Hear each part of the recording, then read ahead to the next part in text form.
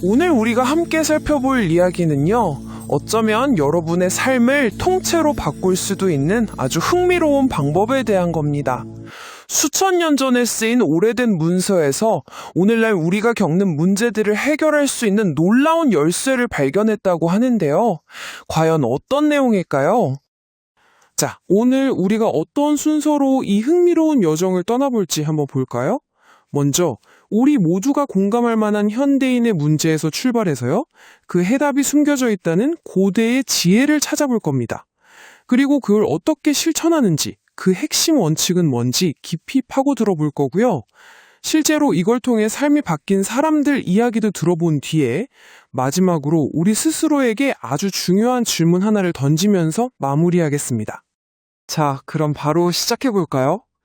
어쩌면 바로 여러분의 이야기일 수도 있어요. 자료들을 보면 오늘날 정말 많은 사람들이 밤마다 겪고 있는 어떤 상황이 있거든요. 새벽 3시, 혹시 이 시간 익숙하신 분 계신가요? 세상은 다 잠든 것 같은데 나만 홀로 깨어서 온갖 걱정에 이리 뒤척 저리 뒤척 해본 경험 말이죠. 자료들은 바로 이런 종류의 깊은 불안감이 현대인들을 얼마나 힘들게 하는지 보여주고 있습니다. 바로 이런 순간들이죠. 다음 달 카드값은 다가오는데 통장 잔고를 볼 때마다 한숨만 나오고 미래는 캄캄해 보이고요. 이런 재정적인 압박감은 결국 마음을 갉아먹어서 희망이 없다는 무력감까지 느끼게 만들곤 하죠. 그런데 말이죠. 만약 이 모든 문제의 해결책이 최신 재테크책이나 전문가의 조언 같은 게 아니라 아주 오래된 지혜 속에 숨어 있다면 어떨까요? 저희가 분석한 자료들은 놀랍게도 한결같이 바로 거기에 진짜 강력한 해답이 있다고 말하고 있습니다. 그러니까 자료들이 한결같이 하는 말이 뭐냐면요. 우리가 생각지도 못했던 곳에 이 모든 걸 해결할 강력한 열쇠가 있다는 거예요. 그 출처는 우리가 보통 상상하는 것과는 전혀 다른 곳에 있습니다. 이게 정말 재미있는 부분인데요. 그 지혜가 어디서 나왔냐 하면 희망이 가득한 곳이 아니라 모든 게 끝났다고 생각할 법한 절망의 공간, 그러니까 2000년 전 감옥에서 나왔다는 겁니다. 네, 바로 그 출처가 빌립보서 4장입니다. 이 오래된 문서가 오늘 우리가 파헤쳐볼 방법의 가장 핵심적인 부분입니다. 그럼 이 오래된 지혜를 대체 어떻게 우리 삶에 가져올 수 있을까요? 자료들을 보니까 그냥 책 읽듯이 하는 게 아니더라고요. 우리 생각과 감정이 아주 깊은 곳, 그러니까 잠재의식을 완전히 갈아엎는 아주 구체적인 방법이 있었습니다. 방법은 진짜 놀라울 정도로 간단해요. 딱 2가지거든요. 첫 번째는 21일 동안 핵심 구절들을 매일 입으로 소리내서 말하는 거예요. 그리고 2번째는 심지어 잠자는 동안에도 그 구절들이 담긴 오디오를 계속 틀어놓는 거죠. 이게 왜 중요하냐면 단순히 머리로 아는 걸 넘어서 내 생각, 내 감정, 내 존재 자체에 그 메시지가 스며들게 만드는 과정인 거예요.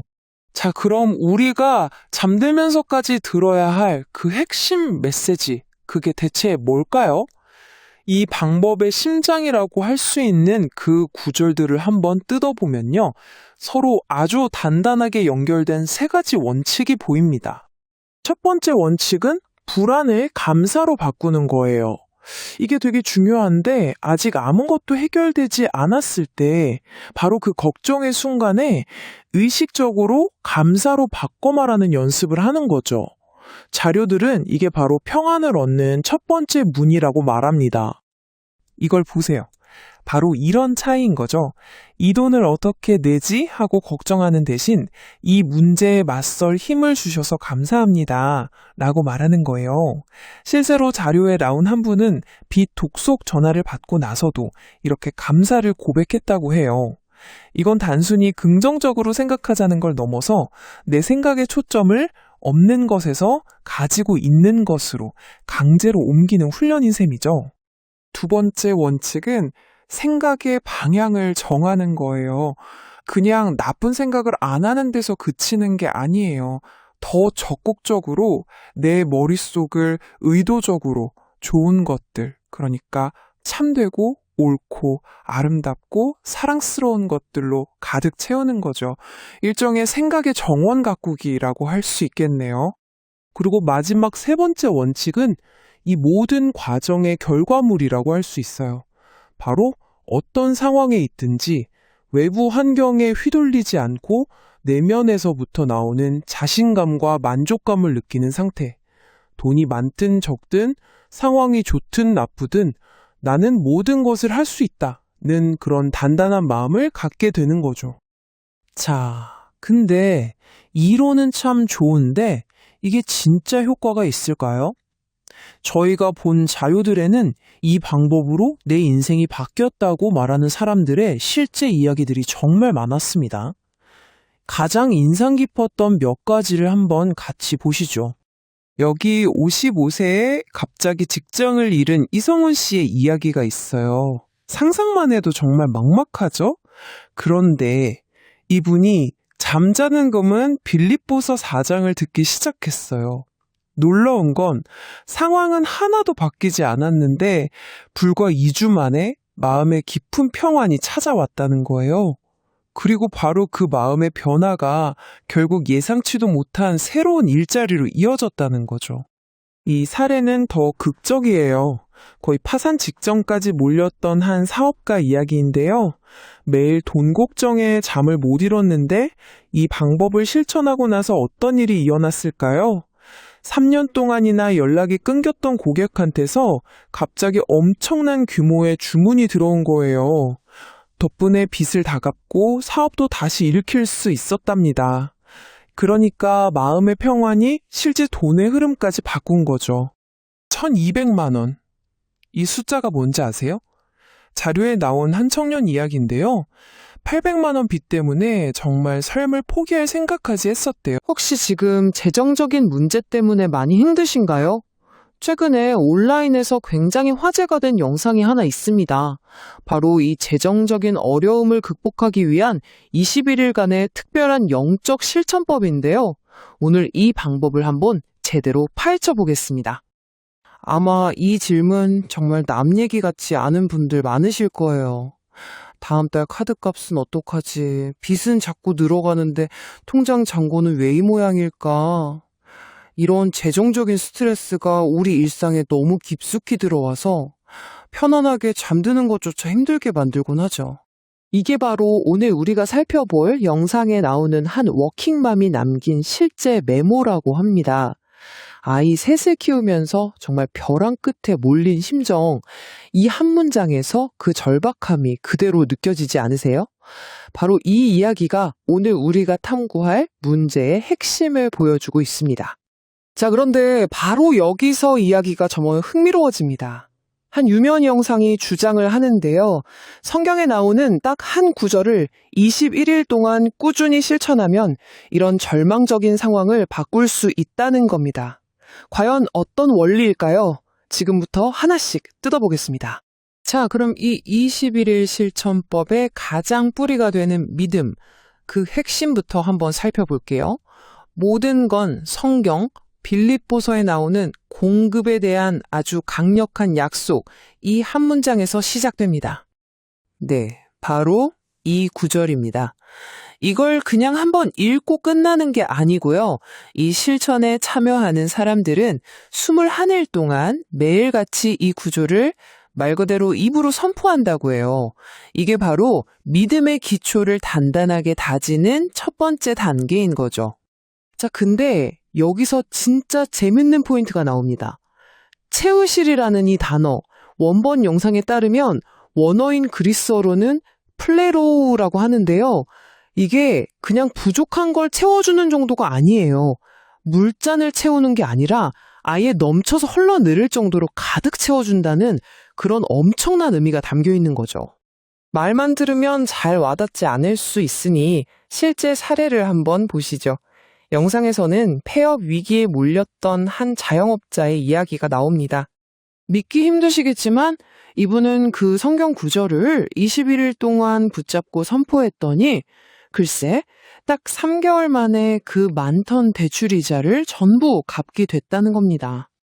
자, 그럼 다음 단계로 넘어가 볼까요? 영상에서는 아주 중요한 전제 조건을 이야기하는데요. 바로 재정 상태가 바뀌려면 먼저 이것부터 바뀌어야 한다는 겁니다. 그게 뭐냐면 바로 우리의 감정 상태, 곡정을 평안으로 바꾸는 거예요. 자, 방법은 이렇습니다. 총 3단계인데요. 첫째, 의식적으로 나 이제 돈 걱정 안 할래 하고 내려놓는 거예요. 그리고 둘째, 그 빈자리를 바로 감사 기도로 채우는 거죠. 그러면 셋째, 인간의 이성으로는 도저히 이해할 수 없는 그런 평안함이 찾아온다는 겁니다. 이 3단계 과정에도 물론 근거가 있습니다. 바로 이 성경 구절인데요. 여기서 중요한 건 순서예요. 염려하지 말라가 먼저 나오고 그 다음에 감사함으로 아뢰라가 나오죠. 걱정을 먼저 멈춰야 감사가 들어올 공간이 생긴다는 의미로 해석할 수 있겠습니다. 이것도 한번 실제 사례로 들어보면 이해가 빠르실 겁니다. 영상에 따르면 3천만 원의 빚 때문에 정말 매일 밤을 불안에 떨면서 지새우던 분이 계셨다고 해요. 자, 여기서 우리가 주목해야 할 점이 있어요. 이게 그냥 갑자기 하늘에서 돈다발이 뚝 떨어진 게 아니라는 겁니다. 핵심은 마음의 평안을 얻으니까 비로소 상황을 제대로 보고 구체적인 계획을 세울 힘이 생겼다는 거죠. 결국 그 힘이 빚을 갚는 실제적인 행동으로 이어진 거고요. 자, 이제 세 번째 핵심 키워드입니다. 바로 감사인데요. 여기서 말하는 감사는 우리가 그냥 고맙다 하고 느끼는 그런 감정 그 이상입니다. 상황을 바꾸는 아주 적극적인 행동으로서의 감사를 말하는 거죠. 이 표를 보시면 그 차이가 확 들어오죠. 걱정은 자꾸만 없는 것, 부족한 것만 보게 만들고요. 감사는 지금 내가 가진 아주 작은 것에라도 집중하게 만든다는 거예요.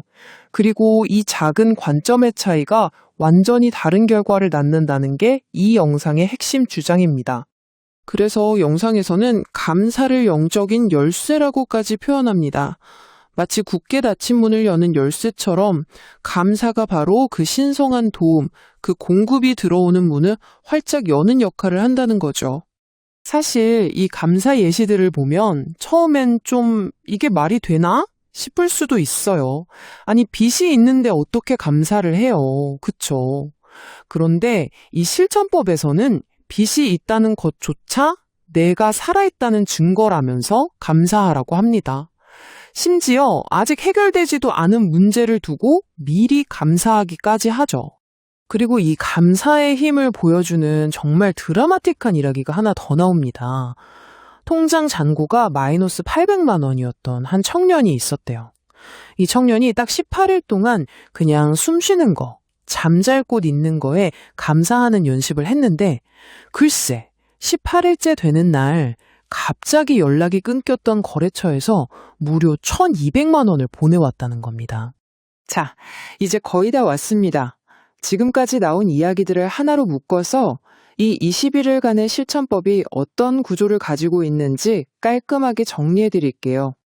이 표를 보시면 한눈에 정리가 되죠? 먼저 약속의 말씀을 계속 되뇌면서 믿음의 기초를 쌓고요. 그 다음엔 걱정을 기도로 바꿔서 평안을 얻고 행동할 수 있는 맑은 정신을 만듭니다. 그리고 마지막으로 감사라는 열쇠를 사용해서 실제적인 공급의 문을 연다는 거예요. 깊은 밤입니다.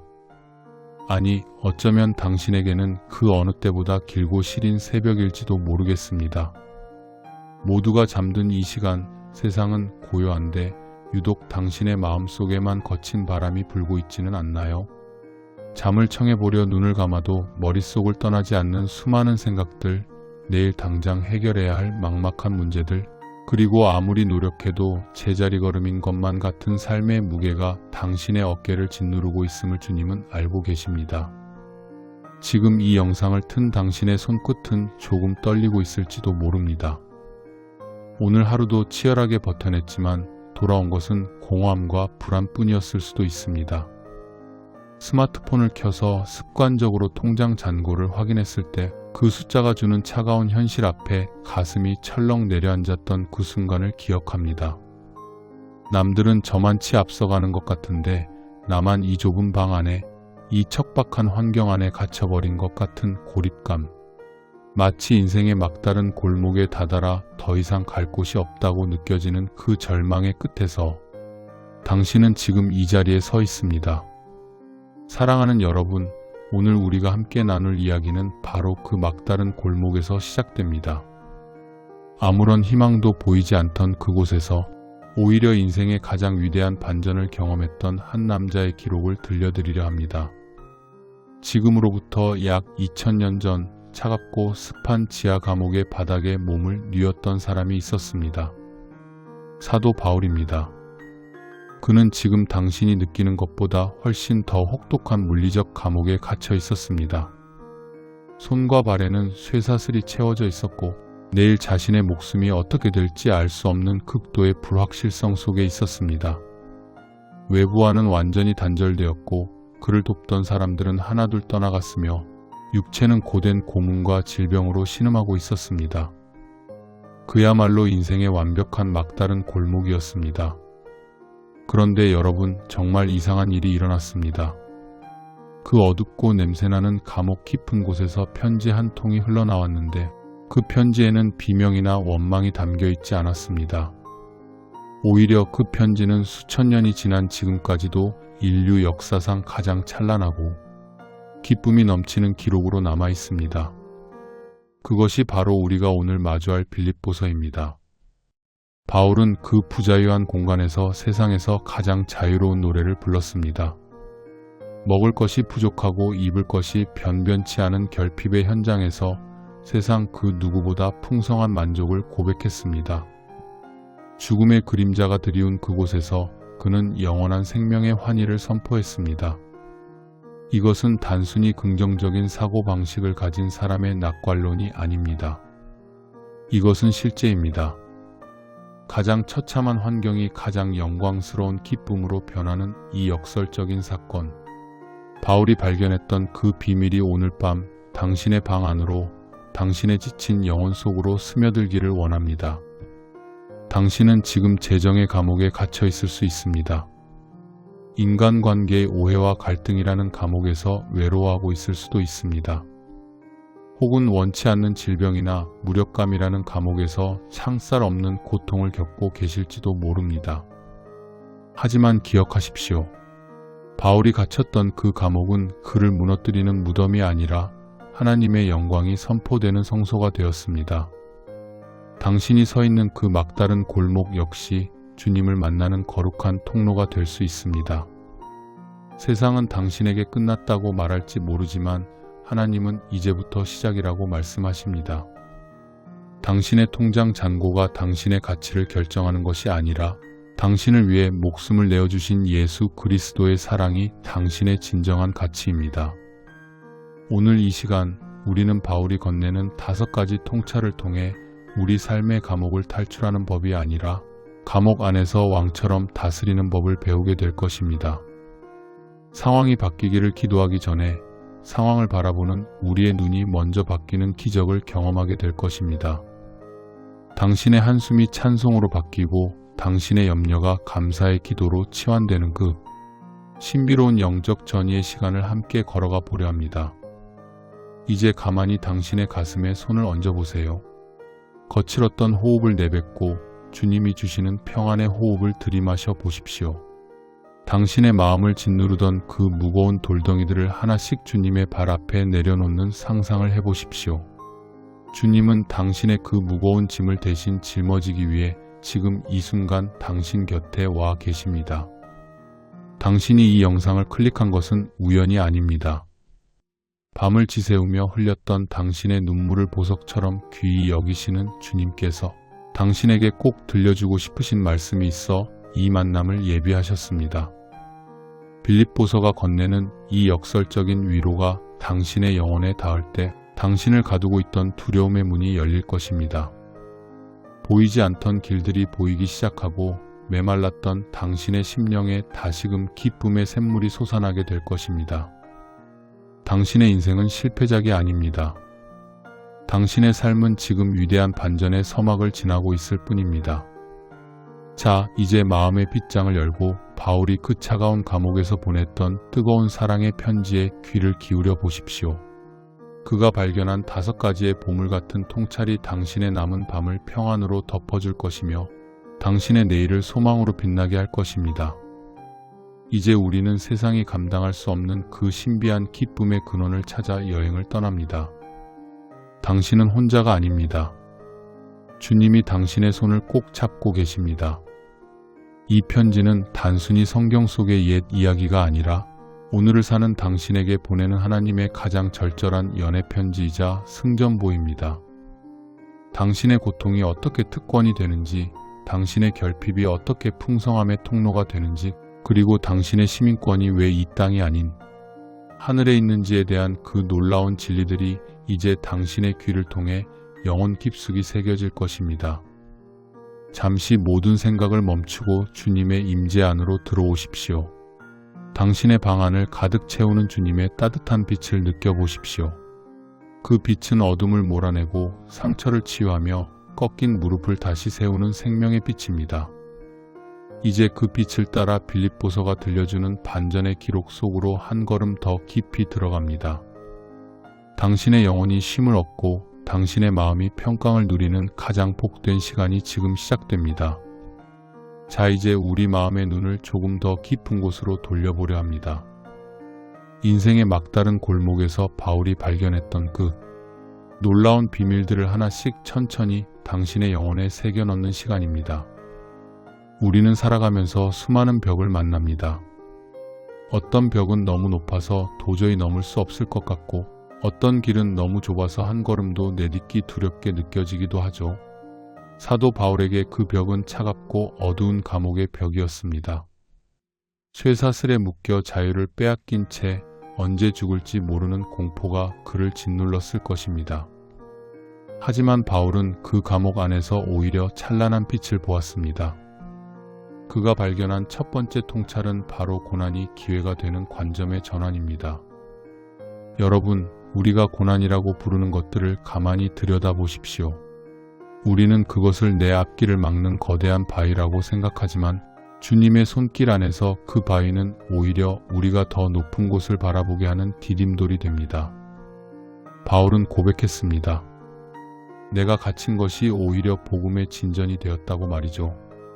당신이 지금 겪고 있는 그 아픔, 누구에게도 말하지 못하고 밤마다 눈물로 지새우는 그 시련이 사실은 누군가에게 가장 큰 용기가 되고 있다는 사실을 알고 계신가요? 당신이 그 고난 속에서도 무너지지 않고 하루를 버텨내는 모습, 그 속에서도 주님을 향한 가녀린 신뢰를 놓지 않는 그 뒷모습을 보며 누군가는 다시 살 소망을 얻습니다. 당신의 인내는 결코 헛된 소모가 아닙니다. 그것은 주변 사람들의 마음을 깨우고 보이지 않는 곳에서 하나님의 선한 일들이 일어나게 하는 신비한 연쇄 반응의 촉매제가 됩니다. 지금 당신을 가두고 있는 그 상황이 사실은 하나님의 계획이 펼쳐지는 가장 역동적인 현장임을 믿으시길 바랍니다. 두 번째로 우리가 깊이 묵상해 볼 것은 내게 능력 주시는 자 안에서 모든 것을 할 수 있다는 그 말씀의 참된 의미입니다. 우리는 종종 이 구절을 내가 원하는 모든 것을 성취하게 해주는 성공의 주문처럼 여겨왔습니다. 하지만 바울이 이 고백을 할 때 그의 손에는 아무것도 없었습니다. 그는 화려한 성공의 자리가 아니라 가장 낮은 곳, 가장 비천한 곳에서 이 말을 내뱉었습니다. 여기서 말하는 능력이란 환경을 내 마음대로 바꾸는 마법이 아닙니다. 어떤 환경 속에서도 나의 내면이 침몰당하지 않는 영적인 근력을 의미합니다. 진정한 자족은 내 창고가 가득 찼을 때만 나오는 노래가 아닙니다. 오히려 모든 것이 사라진 자리에서 오직 하나님 한 분만으로 충분하다고 고백할 수 있는 힘입니다. 배부름과 배고픔, 풍부와 궁핍, 이 모든 극단적인 상황을 관통하며 바울은 일체의 비결을 배웠다고 했습니다. 그 비결은 바로 주님과의 연결입니다. 주님이라는 뿌리에 깊이 박혀있는 영혼은 가뭄이 와도 마르지 않고 폭풍이 불어도 꺾이지 않습니다. 당신이 지금 겪는 결핍이 당신의 존재를 규정하게 두지 마십시오. 당신의 능력은 당신의 소유에서 오는 것이 아니라 당신 안에 계신 그리스도로부터 흘러나옵니다. 세상이 줄 수 없는 평안, 환경이 앗아갈 수 없는 그 든든한 평온함이 오늘 밤 당신의 마음을 채우기를 소망합니다. 세 번째로 가장 현실적이고도 아픈 부분인 우리의 재정적인 문제에 대해 이야기해 보려 합니다. 돈의 문제는 우리를 가장 비참하게 만들고 우리의 자존감을 밑바닥까지 떨어뜨리곤 합니다. 계산기를 두드릴 때마다 숨이 막히고 내일이 오는 것이 두려운 분들이 계실 것입니다. 그런데 성경은 우리에게 파격적인 제안을 합니다. 재정적인 돌파의 시작은 수학적인 계산이 아니라 마음의 평강에서 시작된다는 것입니다. 아무것도 염려하지 말고 모든 일을 감사함으로 아뢰라고 말씀하십니다. 이것은 현실을 무시하라는 뜻이 아닙니다. 두려움이라는 안경을 벗고 신뢰라는 눈으로 현실을 다시 보라는 초대입니다. 불안은 우리의 판단력을 흐리게 하고 우리를 악순환의 굴레에 가둡니다.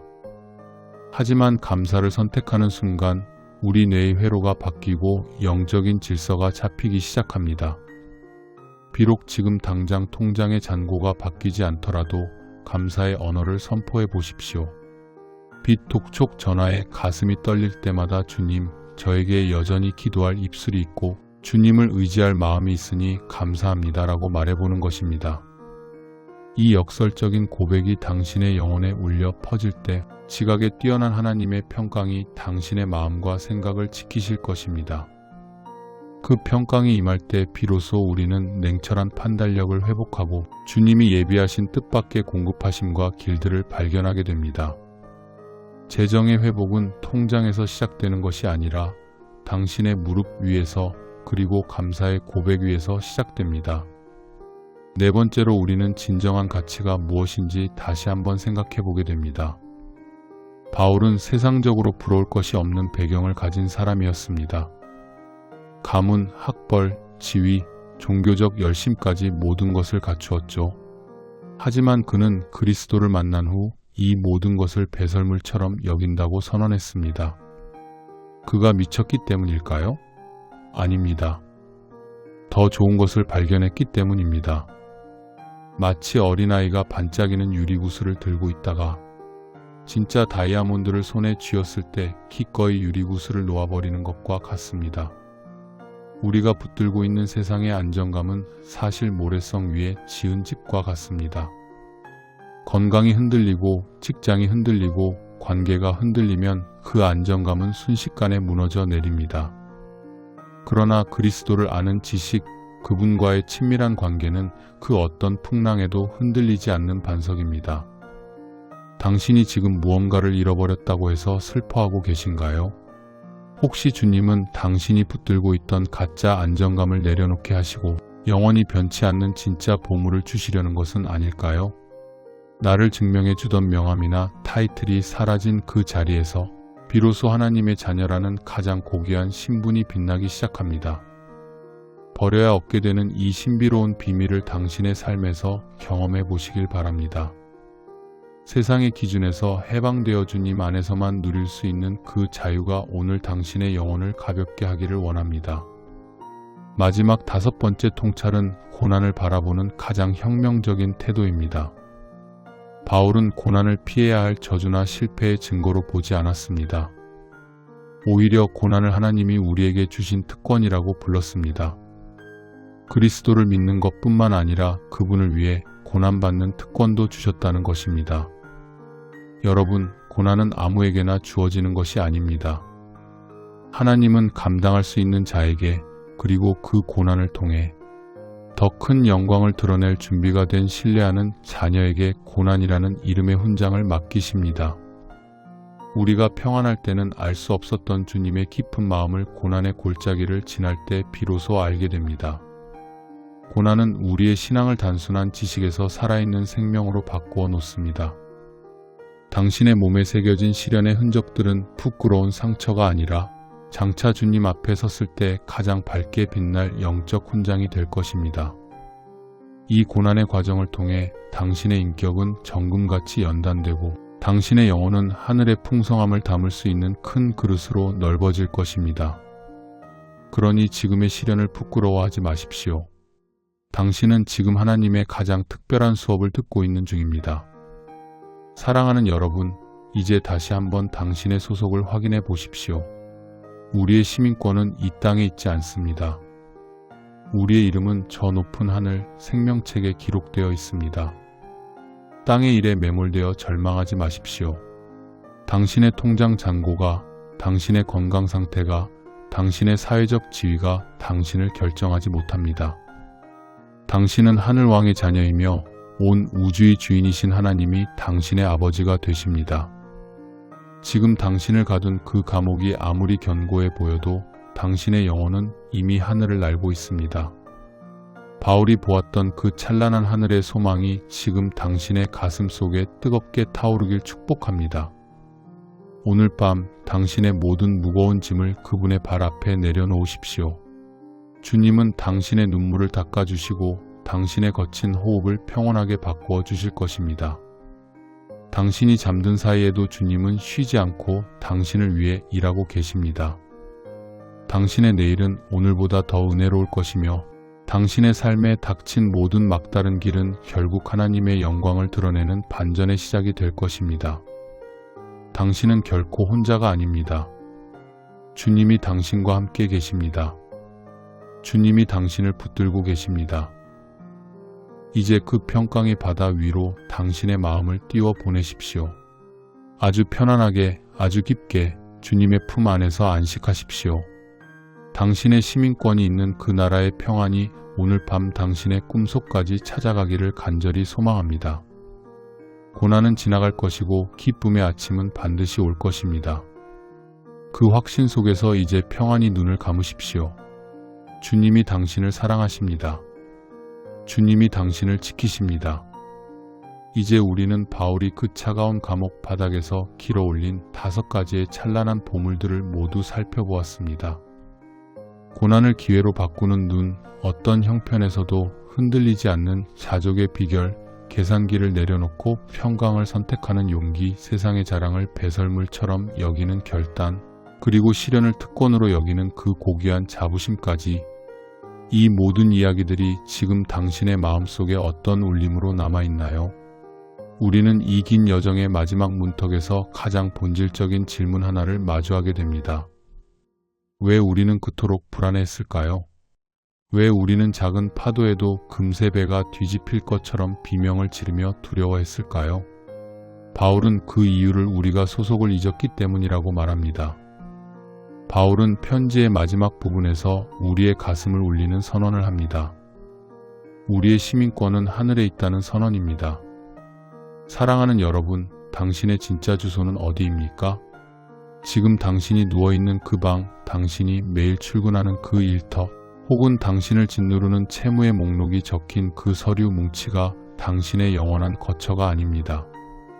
당신은 이 땅에 잠시 머무는 나그네일 뿐이며 당신의 진짜 고향은 영원한 하나님의 나라입니다. 하늘 시민권자라는 말은 단순히 죽어서 천국에 간다는 미래의 약속만을 의미하지 않습니다. 그것은 오늘을 살아가는 당신의 신분이 이미 바뀌었음을 선언하는 현재의 권리입니다. 외국에 나가 있는 대사가 그 나라의 경제적 위기나 정치적 혼란 때문에 굶어 죽지 않는 이유는 그를 파송한 본국이 그의 모든 쓸 것을 책임지기 때문입니다. 당신도 마찬가지입니다. 온 우주의 통치자이신 하나님께서 당신을 이 땅에 보내셨고 그분이 당신의 공급자가 되시며 당신의 보호자가 되십니다. 그러니 이제 땅의 일에만 매몰되어 스스로를 학대하지 마십시오. 통장 잔고가 줄어든다고 해서 당신의 존재 가치가 깎이는 것이 아닙니다. 건강이 예전 같지 않다고 해서 당신을 향한 하나님의 사랑이 식은 것도 아닙니다. 세상의 기준으로는 막다른 골목처럼 보일지 몰라도 하늘 시민권자의 눈으로 보면 그곳은 오히려 주님의 손을 잡고 하늘로 비상하는 활주로가 될 수 있습니다. 당신의 이름은 이미 하늘의 생명책에 선명하게 기록되어 있습니다. 그 누구도 그 무엇도 그 이름을 지울 수 없으며 당신을 하나님의 사랑에서 끊어낼 수 없습니다. 이제 조용히 오늘 하루를 주님께 돌려드리는 시간을 가집시다. 당신이 오늘 겪었던 억울한 일들, 누군가에게 들었던 가시돋친 말들, 스스로를 자책하며 내뱉었던 한숨들을 하나씩 하나씩 주님의 발 앞에 내려놓으십시오. 주님은 당신의 그 상처난 마음을 비난하지 않으십니다. 오히려 수고하고 무거운 짐진 자들아 다 내게로 오라. 내가 너희를 쉬게 하리라 말씀하시며 당신을 꼭 안아주십니다. 주님의 품은 세상에서 가장 안전한 피난처입니다. 그 품 안에서 당신은 다시 어린아이처럼 평안히 잠들 수 있습니다. 내일 아침 눈을 뜰 때 당신은 오늘과는 다른 눈으로 세상을 보게 될 것입니다. 당신 앞에 놓인 문제는 여전히 그대로일지 모르지만 그 문제를 대하는 당신의 마음 안에는 이미 빌립보서의 그 역설적인 기쁨이 싹트고 있기 때문입니다. 당신은 이제 계산기를 두드리기 전에 가장 낮은 곳에서 가장 높은 노래를 불렀던 바울처럼 오늘 당신의 침소에서도 그 승리의 노래가 시작되기를 축복합니다. 당신의 시민권은 하늘에 있습니다. 당신은 존귀한 하나님의 자녀입니다. 이 진리 하나만으로도 당신은 오늘 밤 가장 부유한 사람입니다. 평안하고 깊은 잠을 주무십시오. 주님이 당신을 사랑하십니다. 주님이 당신과 영원히 함께 하십니다. 당신의 내일은 빛날 것입니다. 당신의 삶은 축복입니다. 지금부터 오늘 말씀의 근원이 되는 바울사도의 빌립보서 4장 말씀을 여러 버전으로 올려드리겠습니다.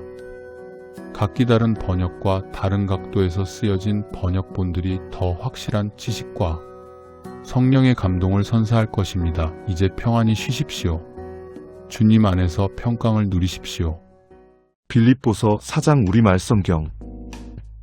그러므로 나의 사랑하고 그리워하는 형제자매 여러분, 나의 기쁨이요 면류관인 사랑하는 이들이여, 이와 같이 주님 안에 굳게 서십시오. 나는 유오디아에게 권하고 순두계에게 권합니다. 주님 안에서 같은 마음을 품으십시오. 참으로 나와 멍에를 함께한 동료여, 그대에게 부탁하노니 기쁜 소식을 전하는 일에 나와 함께 애쓰던 이 여인들을 도와주십시오. 또한 글레멘드와 그 밖에 나의 일을 함께하는 이들도 도와주십시오. 그들의 이름은 생명책에 있습니다. 주님 안에서 늘 기뻐하십시오. 내가 다시 말합니다. 기뻐하십시오. 여러분의 너그러움을 모든 사람에게 알게 하십시오. 주님께서 가까이 오셨습니다. 아무것도 걱정하지 말고 오직 모든 일에 기도와 빌기로 여러분이 바라는 것을 고마워하는 마음으로 하나님께 아뢰십시오. 그리하면 모든 헤아림을 뛰어넘는 하나님의 평화가 그리스도 예수 안에서 여러분의 마음과 생각을 지켜주실 것입니다. 끝으로 형제자매 여러분, 무엇이든지 참되고 무엇이든지 거룩하고 무엇이든지 옳고 무엇이든지 깨끗하고 무엇이든지 사랑스럽고 무엇이든지 칭찬받을 만하고 무슨 덕이 있든지 무슨 기림이 있든지 이것들을 생각하십시오. 여러분은 내게서 배우고 받고 듣고 본 것을 실천하십시오. 그리하면 평화의 하나님께서 여러분과 함께 계실 것입니다. 내가 주님 안에서 크게 기뻐하는 것은 여러분이 나를 생각하던 것이 이제 다시 싹이 났기 때문입니다. 여러분이 또한 이를 위하여 생각은 하고 있었으나 기회가 없었습니다. 내가 궁핍해서 말하는 것이 아닙니다. 나는 어떠한 처지에서든지 스스로 만족하기를 배웠습니다. 나는 낮은 자리에 있을 줄도 알고 높은 자리에 있을 줄도 압니다. 모든 일에 배부름과 배고픔, 넉넉함과 궁핍함의 비결을 배웠습니다. 내게 힘을 주시는 분 안에서 나는 모든 것을 할 수 있습니다. 그러나 여러분이 내 괴로움에 함께 나누어 가졌으니 잘하셨습니다. 빌립보 사람들이여, 여러분도 아시다시피 기쁜 소식을 전하기 시작할 때 내가 마게도냐를 떠날 무렵 주고받는 내일에 함께한 교회가 여러분 말고는 아무도 없었습니다. 데살로니가에 있을 때에도 여러분이 한 번, 두 번 내게 필요한 것을 보내주었습니다. 내가 선물을 바라는 것이 아니라 오직 여러분에게 유익이 되도록 열매가 풍성해지기를 바랍니다. 내게는 모든 것이 있고 또 넉넉합니다. 에바브로디도 편에 여러분이 보낸 것을 받았으므로 나는 풍족합니다. 이것은 받으실 만한 향기로운 제물이요 하나님을 기쁘시게 한 것입니다. 나의 하나님께서 그리스도 예수 안에서 영광 가운데 그 풍성하신 대로 여러분의 모든 필요를 채워주실 것입니다. 420. 하나님, 곧 우리 아버지께 세세토록 끝없이 영광을 돌립니다. 아멘. 그리스도 예수 안에 있는 거룩한 이들에게 한 분 한 분 문안 인사를 전합니다. 나와 함께 있는 형제자매들이 여러분에게 문안하고 모든 거룩한 이들이 여러분에게 문안합니다. 특별히 황제의 집안 사람들 가운데 몇몇이 그러합니다.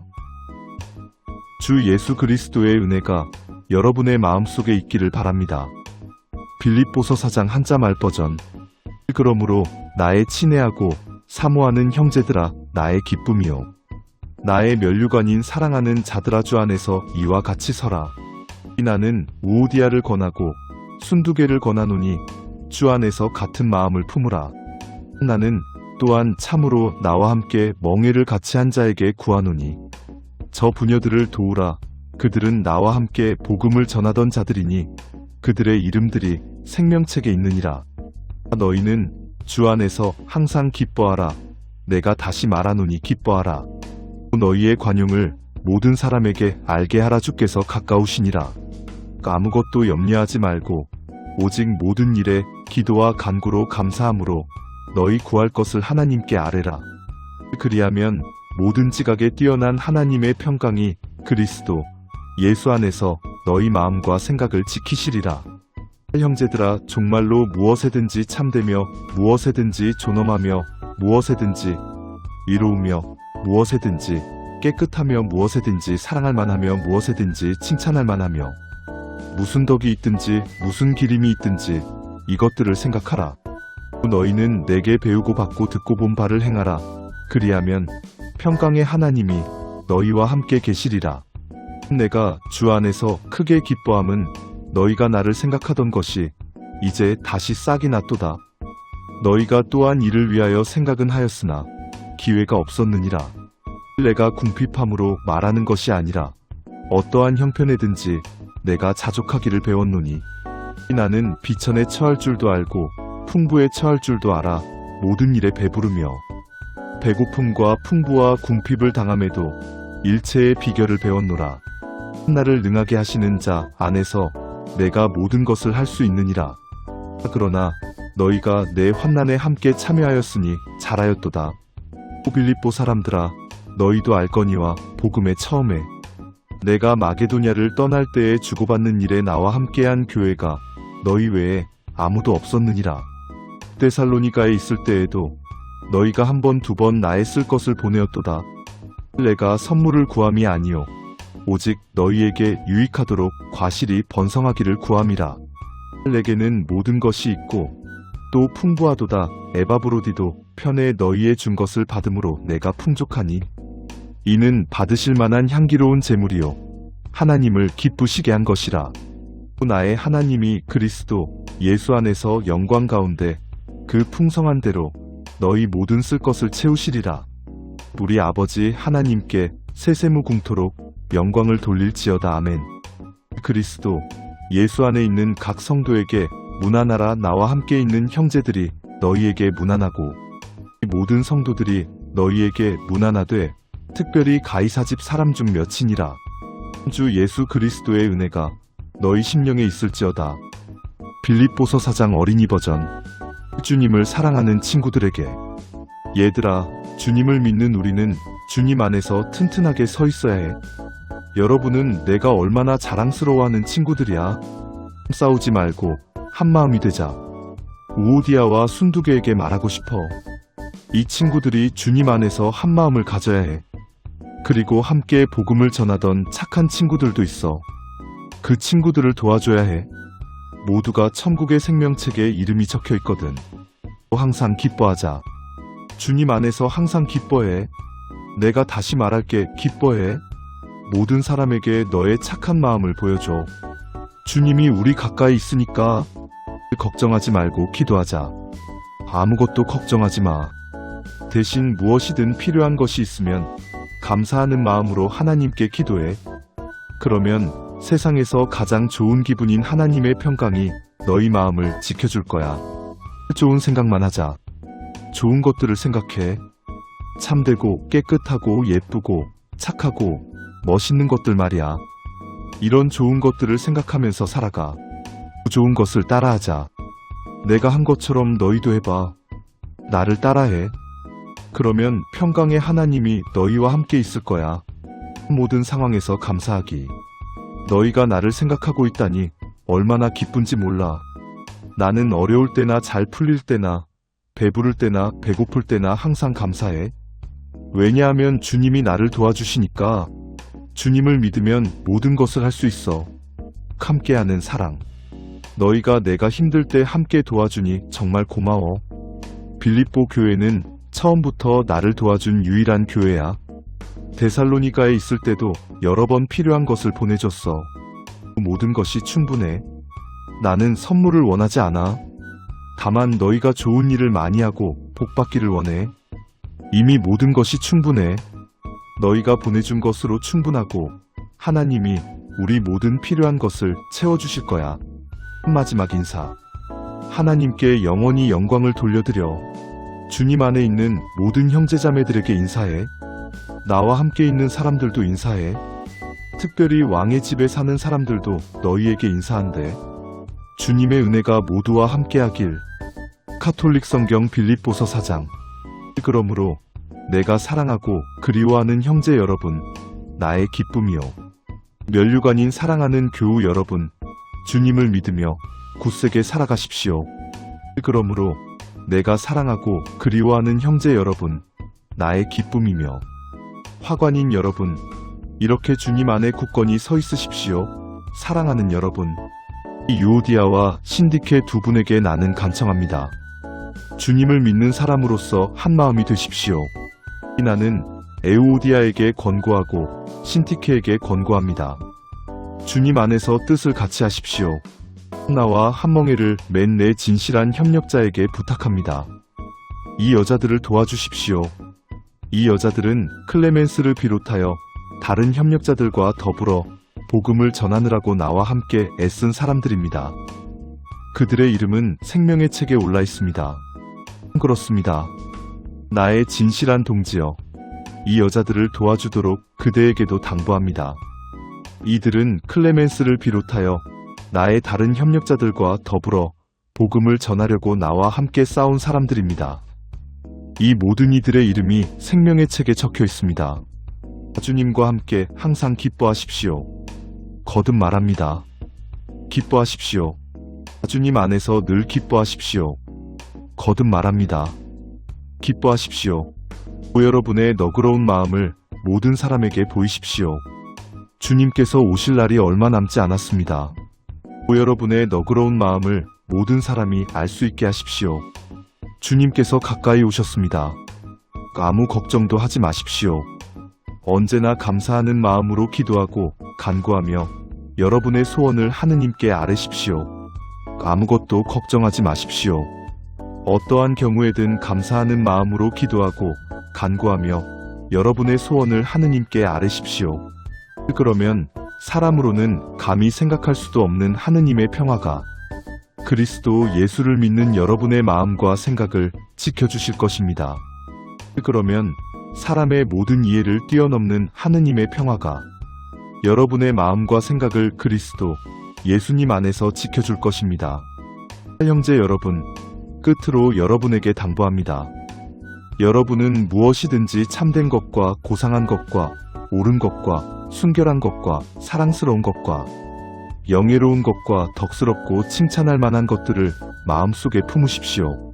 끝으로 형제 여러분, 참된 것과 고귀한 것과 의로운 것과 정결한 것과 사랑스러운 것과 영예로운 것은 무엇이든지 또 덕이 되는 것과 칭송받는 것은 무엇이든지 다 마음에 간직하십시오. 그리고 나에게서 배운 것과 받은 것과 들은 것과 본 것을 실행하십시오. 그러면 평화의 하느님께서 여러분과 함께 계실 것입니다. 그리고 나에게서 배우고 받고 듣고 본 것을 그대로 실천하십시오. 그러면 평화의 하느님께서 여러분과 함께 계실 것입니다. 나에 대하여 여러분의 관심을 표시할 기회가 오래간만에 다시 여러분에게 생긴 것을 보고 나는 주님을 믿는 사람으로서 매우 기뻐합니다. 사실 여러분은 언제나 나를 생각하고 있었지만 그것을 표시할 기회가 없었던 것입니다. 여러분이 나를 생각해주는 마음을 마침내 다시 한번 보여주었기에 나는 주님 안에서 크게 기뻐합니다. 사실 여러분은 줄곧 나를 생각해 주었지만 그것을 보여줄 기회가 없었던 것입니다. 내 처지가 어려워서 이런 말을 하는 것은 아닙니다. 나는 어떤 처지에서도 자족하는 법을 배웠습니다. 내가 궁핍해서 이런 말을 하는 것은 아닙니다. 나는 어떠한 처지에서도 만족하는 법을 배웠습니다. 비천하게 살 줄도 알며 풍족하게 살 줄도 압니다. 배부르거나 배고프거나 넉넉하거나 궁핍하거나 그 어떤 경우에도 적응할 수 있는 비결을 알고 있습니다. 나는 비천하게 살 줄도 알고 풍족하게 살 줄도 압니다. 배부르거나 배고프거나 넉넉하거나 모자라거나 그 어떠한 경우에도 잘 지내는 비결을 알고 있습니다. 나에게 능력을 주시는 분을 힘입어 나는 무슨 일이든지 할 수 있습니다. 나에게 힘을 주시는 분 안에서 나는 모든 것을 할 수 있습니다. 그러나 고맙게도 여러분은 나와 고생을 같이 해주었습니다. 그러나 내가 겪는 환난에 여러분이 동참한 것은 잘한 일입니다. 필리피의 교우 여러분, 아시다시피 내가 복음을 전하기 시작하던 무렵 내가 마케도니아 지방을 떠날 때에 나와 주고받는 관계를 맺는 교회는 여러분밖에 없었습니다. 필리피 신자 여러분, 복음 선포를 시작할 무렵 내가 마케도니아를 떠날 때 여러분 외에는 나와 주고받는 관계에 있는 교회가 하나도 없었음을 여러분도 알고 있습니다.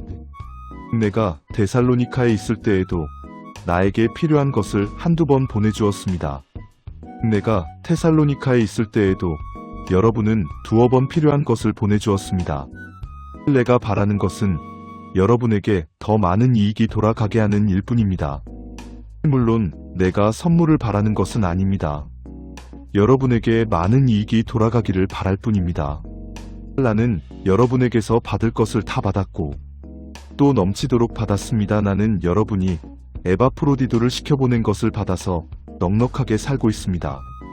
여러분이 보낸 선물은 좋은 냄새를 풍기는 향기이며 하느님께서 기꺼이 받아주실 재물입니다. 나는 모든 것을 다 받아 넉넉하게 되었습니다.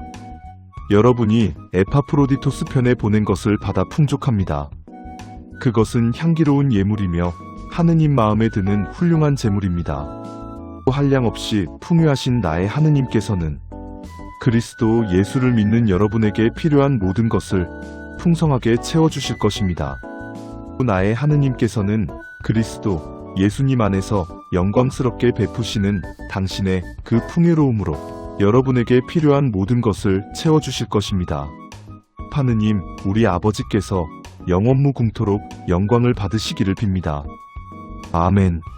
우리의 하느님 아버지께 영원무궁토록 영광이 있기를 빕니다. 아멘.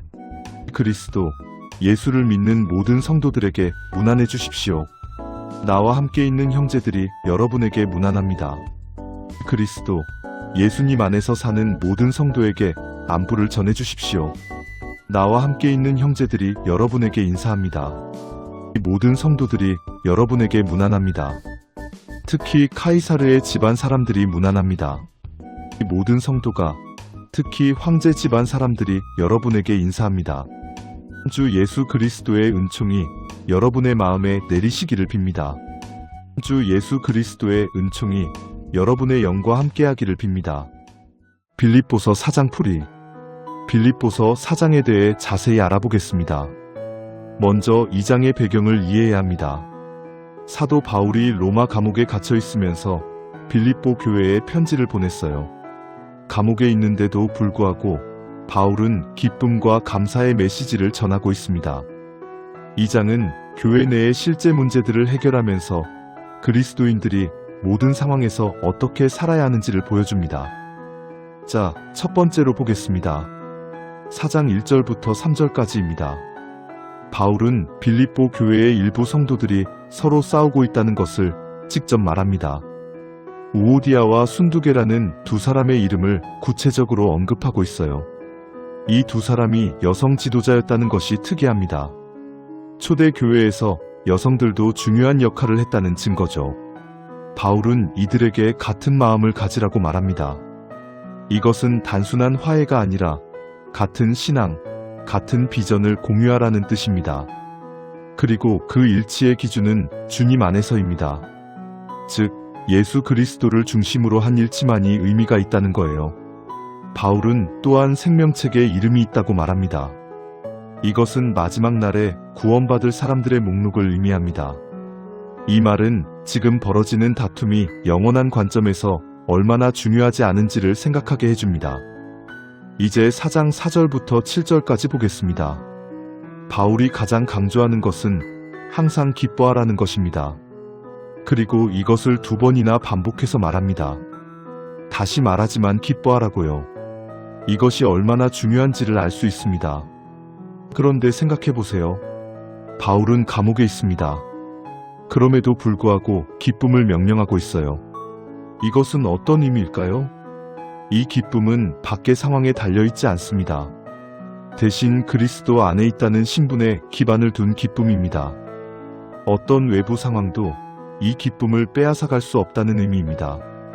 그리고 바울은 관용을 모든 사람에게 알리라고 말합니다. 관용이라는 말은 단순한 온화함이 아니라 유연한 자비를 의미합니다. 상황에 맞게 원칙을 적용할 수 있는 능력 말입니다. 이것은 앞서 말한 교회의 갈등을 해결하는 방법을 제시하는 것이에요. 그리고 아무것도 염려하지 말라는 말이 나옵니다. 이것은 그리스도인도 걱정을 경험한다는 것을 인정하는 것입니다. 바울은 우리가 걱정할 수 있다는 것을 알고 있어요. 하지만 그 해결책이 있다고 말합니다. 어떻게 해야 할까요? 기도와 간구로 감사함으로 하나님께 필요한 것을 아뢰야 합니다. 3가지 단계가 있는 거예요. 첫째는 간절한 기도, 둘째는 감사의 태도, 셋째는 구체적인 요청입니다. 특히 주목할 점은 감사가 강조된다는 것입니다. 기도할 때 먼저 감사하는 것이 중요하다는 뜻이에요. 그러면 어떤 일이 일어날까요? 모든 지각에 뛰어난 하나님의 평강이 여러분의 마음과 생각을 지켜줄 것입니다. 이 평강은 우리의 이성을 초월합니다. 그리고 이 평강이 우리의 마음과 생각을 지킨다는 것은 무엇을 의미할까요? 평강이 수동적인 감정이 아니라 능동적으로 우리를 보호한다는 뜻입니다. 이제 4장 8절을 봅시다. 이것은 매우 실천적인 구절입니다. 바울은 8가지 덕목을 나열합니다. 첫째는 참된 것입니다. 거짓이 아닌 진정한 것들을 생각하라는 뜻이에요. 둘째는 존엄한 것입니다. 고귀하고 위험 있는 것들 말입니다. 셋째는 의로운 것입니다. 도덕적으로 옳은 것들을 생각해야 합니다. 넷째는 깨끗한 것입니다. 순수하고 부정함이 없는 것들을 생각하세요. 다섯째는 사랑할 만한 것입니다. 사랑스럽고 매력적인 것들 말이에요. 여섯째는 칭찬할 만한 것입니다. 칭찬받을 가치가 있는 것들입니다. 일곱째는 덕이 있는 것입니다. 탁월함과 우수함이 있는 것들이에요. 마지막으로 8째는 기림이 있는 것입니다. 명예롭고 존경받을 만한 것들입니다. 이 모든 것들을 생각하라고 바울이 말하고 있어요. 이 덕목들은 사실 그리스 철학에서 나온 개념들입니다. 바울이 이것을 사용한 이유는 그리스도인의 윤리가 일반적인 인간의 덕목과도 조화될 수 있다는 것을 보여주기 위함입니다. 하지만 가장 중요한 것은 이것들을 생각하라는 명령입니다. 왜일까요? 우리의 생각이 우리의 행동을 결정하기 때문입니다. 이제 4장 9절입니다. 바울은 자신에게 배우고 받고 듣고 본 바를 행하라고 말합니다. 교육의 4가지 방식을 나타내고 있어요. 말씀만이 아니라 삶의 모든 영역에서 배워야 한다는 뜻입니다. 특히 본 바라는 표현이 중요합니다. 이것은 바울 자신의 삶이 그가 가르치는 것의 증거라는 의미입니다. 그렇게 하면 평강의 하나님이 여러분과 함께 계신다고 약속합니다. 이제 4장 10절부터 13절까지 보겠습니다. 이 부분은 매우 감동적입니다. 빌립보 교회는 바울을 돈으로 지원했습니다. 바울은 자신을 생각하던 것이 다시 싹이 났다고 말합니다. 이것은 한동안 지원이 없다가 다시 시작되었다는 의미입니다. 그런데 바울의 응답이 놀랍습니다. 어떠한 형편에든지 자족하기를 배웠다고 말하는 거예요. 자족이라는 말은 밖의 상황이 어떻든 내적으로 만족한다는 의미입니다. 외부의 형편과 관계없이 충만함을 유지한다는 뜻이에요. 바울은 배부르며 배고픔과 풍부와 궁핍을 당함에도 이 비결을 배웠다고 말합니다. 이것은 바울이 겪은 구체적인 어려움을 반영합니다. 그는 배고픔을 겪었고 추위도 겪었으며 감옥에도 갔습니다. 모욕도 받았어요. 하지만 모든 상황 속에서 그는 자족함을 배웠다는 것입니다.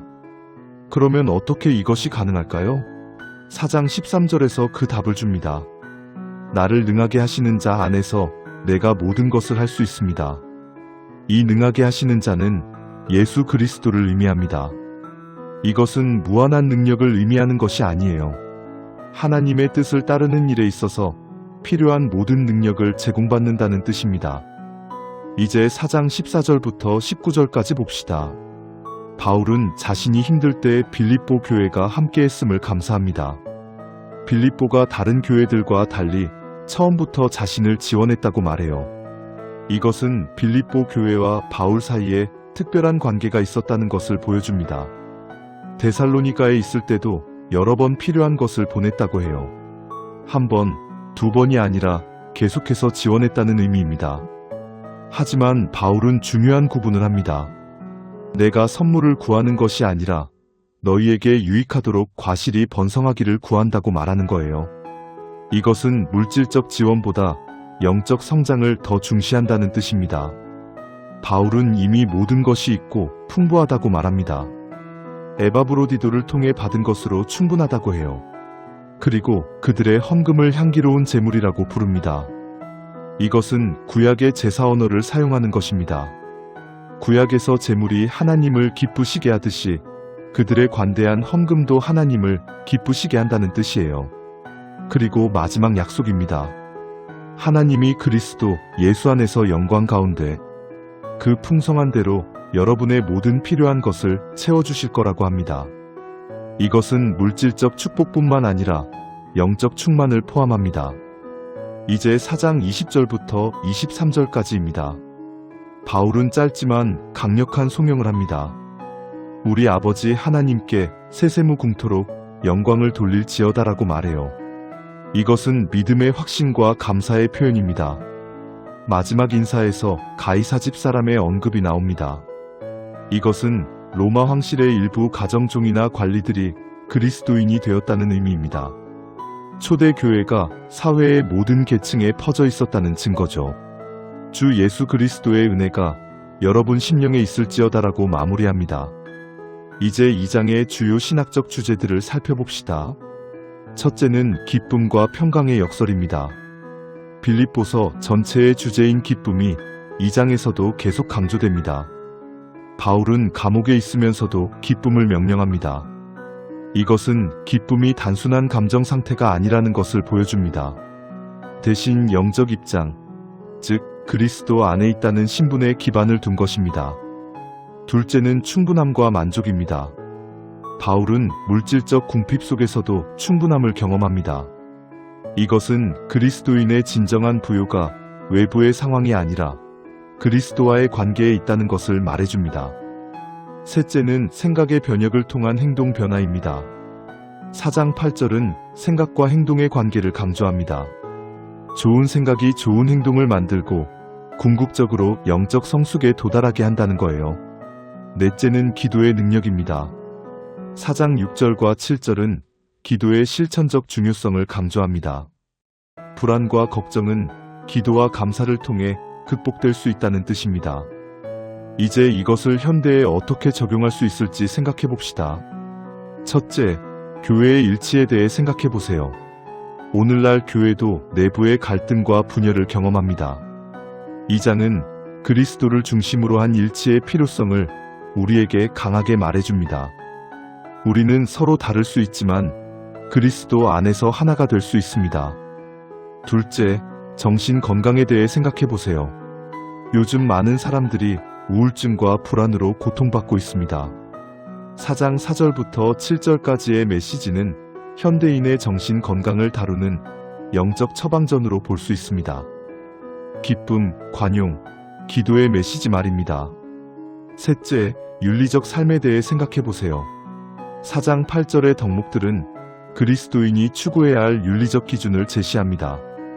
우리가 무엇을 생각하고 어떤 것을 가치 있게 여기는지가 우리의 삶을 결정합니다. 넷째, 물질과 영성의 관계에 대해 생각해 보세요. 4장 14절부터 19절까지는 물질의 축복과 영적 성장의 관계를 보여줍니다.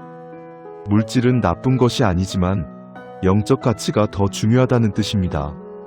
결론적으로 빌립보서 4장은 외적 상황이 어렵더라도 그리스도 안에서 기쁨과 평강을 유지할 수 있다는 메시지를 전합니다.